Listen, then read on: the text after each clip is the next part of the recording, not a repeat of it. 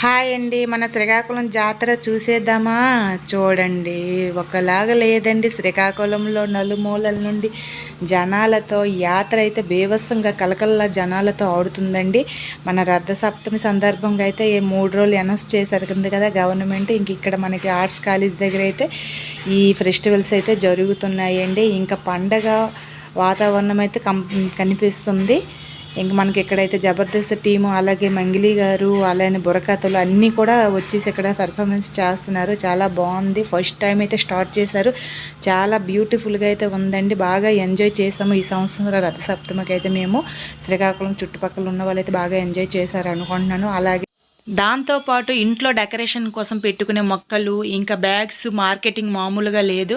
చుట్టుపక్కల ఉన్న వాళ్ళు కూడా తెచ్చుకుని ఇక్కడైతే అమ్మేసుకుంటున్నారు. వాళ్ళకెళ్ళి వ్యాపారం బాగా జరుగుంటుంది 3 డేస్. ఇంకా ఇన్ని తిరిగిన తర్వాత మన కడుపు అయితే ఆకలి వేస్తుంది కదా. ఇంకా వేడి వేడి ఆలు బోండా తినేసి అయితే ఇంటికైతే వచ్చేసాను.